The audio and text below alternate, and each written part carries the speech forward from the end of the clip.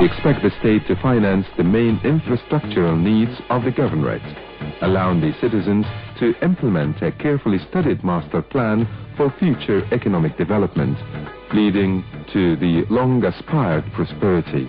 But what is this plan? How can it be implemented?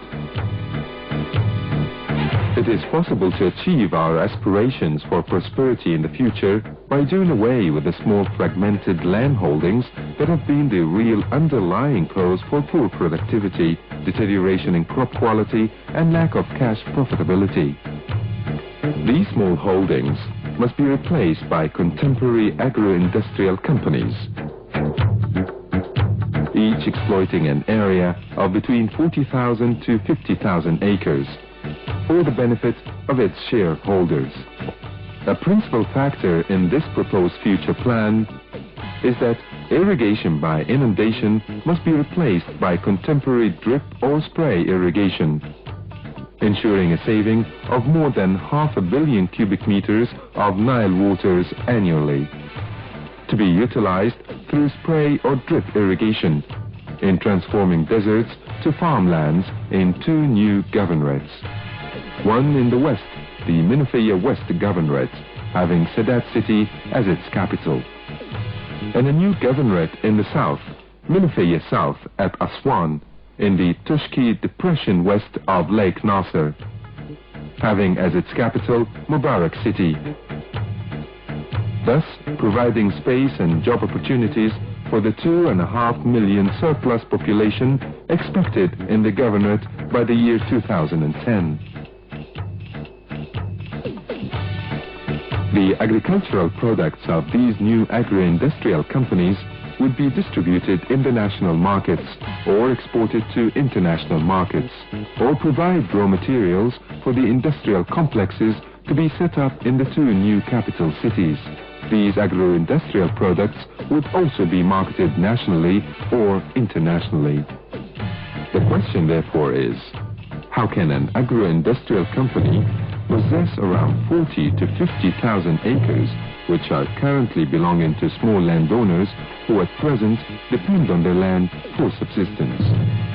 This can be achieved through the ownership of shares of the company, which would seek to acquire 50,000 acres from their present landowners and farmers, granting them in return one of the 2 following alternatives. As first alternative, the payment of cash settlement price per acre to be agreed amongst the parties, in addition to other benefits. Or, as second alternative, the monthly payment of an annual inflation-indexed income for a period of 5 years or more, in addition to other benefits.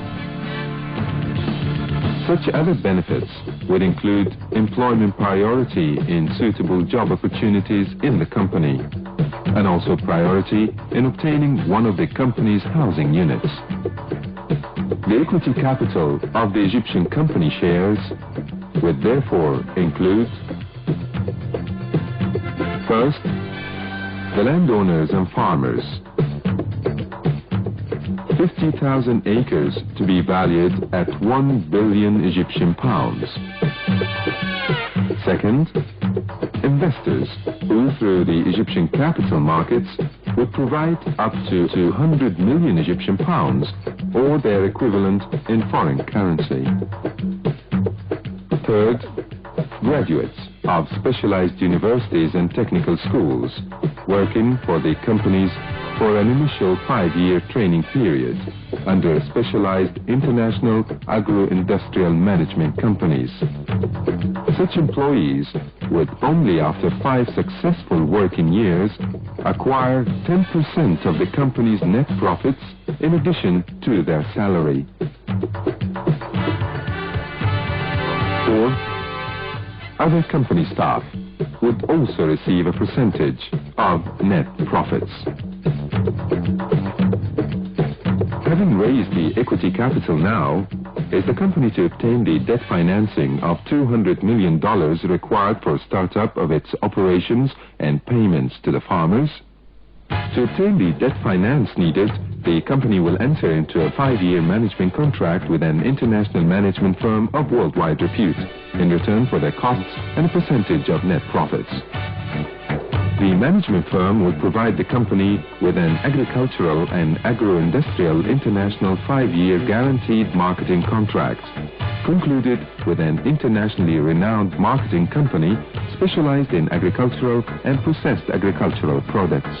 The marketing company will define the products it wishes to market and provide for payment through an irrevocable letter of credit against delivery of the products issued by an international banking establishment, thus allowing the company to obtain its debt financing against its projected marketing income from the international money markets.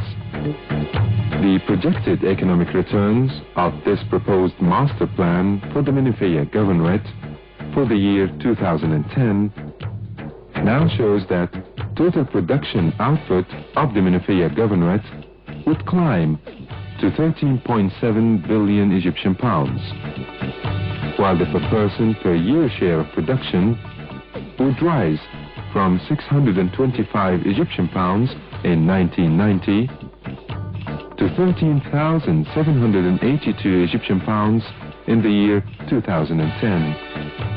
That could be done through this ambitious master plan.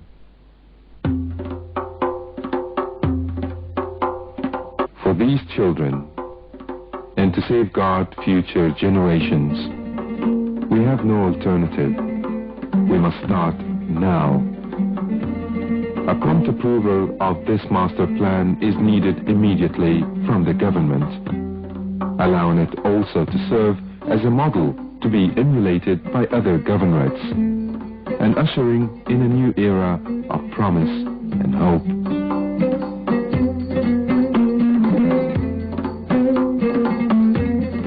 What is required of the government is to earmark the necessary funding to build up the governorate's infrastructure and implement the master plan.